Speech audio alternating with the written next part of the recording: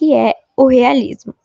É um movimento literário que surgiu para retratar a realidade de forma objetiva, com ênfase na crítica social. Originado na França, chegou ao Brasil entre 1881 e 1893, sucedendo o romantismo e precedendo o simbolismo. Durante esse período, coexistiu com outros movimentos literários, como o naturalismo e o parnasianismo.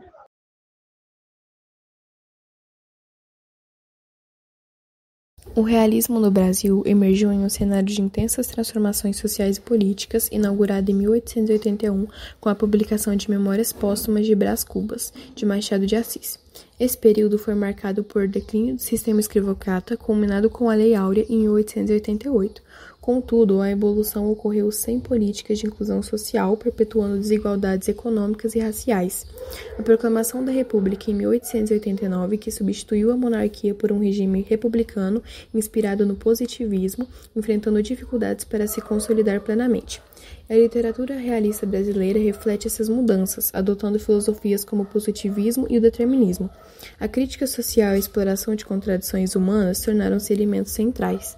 Características do realismo: rejeição ao idealismo romântico, valorização da objetividade e da racionalidade, análise psicológica dos personagens, com foco em suas motivações e conflitos internos, linguagem clara e descritiva, repleta de detalhes que reforçam a verossimilidade, crítica social, expondo desigualdades, hipocrisias e questões éticas da sociedade. Machado de Assis. Considerado o maior escritor da literatura brasileira, Machado de Assis foi o mestre do realismo. Sua escrita é caracterizada por uma análise psicológica profunda dos personagens, crítica social aguda ao uso do magistral, da ironia. Ele foi também um dos fundadores da Academia Brasileira de Letras e desempenhou um papel crucial na formação da literatura brasileira moderna. Raul Pompeia. Raul Pompeia foi um escritor do século XIX e um dos principais autores do realismo brasileiro. Sua obra mais conhecida foi O Ateneu. Reflete questões sociais, políticas e econômicas da época.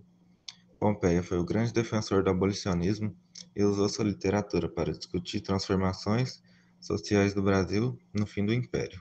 Principais obras: Memórias Póstumas de Brás Cubas, Machado de Assis, considerada uma das maiores expressões do realismo no Brasil. É narrada pelo defunto Brás Cubas, que, a partir da sua morte, reflete sobre sua vida e a sociedade da época, com sua crítica à hipocrisia e à moralidade da sociedade brasileira.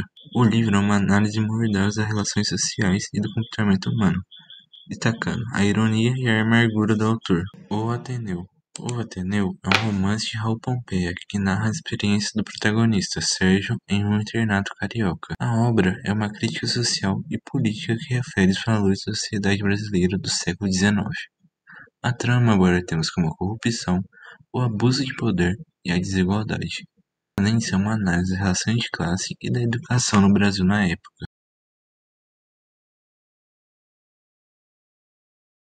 Dom Casmurro, de Machado de Assis, é uma das obras-primas do realismo brasileiro e uma das mais emblemáticas na literatura nacional. Narrado em primeira pessoa, o livro apresenta a história de Bento Santiago, conhecido como Bentinho, que decide escrever suas memórias na tentativa de atar as duas pontas da vida, como ele mesmo descreve.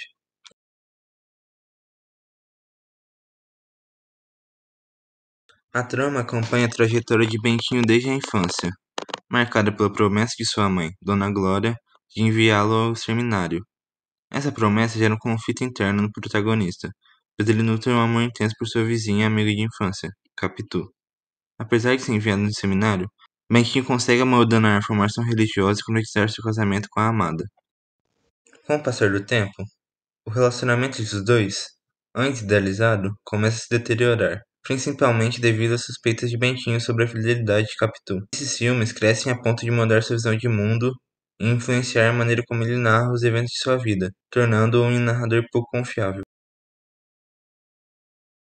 A obra explora as questões como memória, subjetividade, ciúmes, traição e os valores sociais do Brasil do século XIX.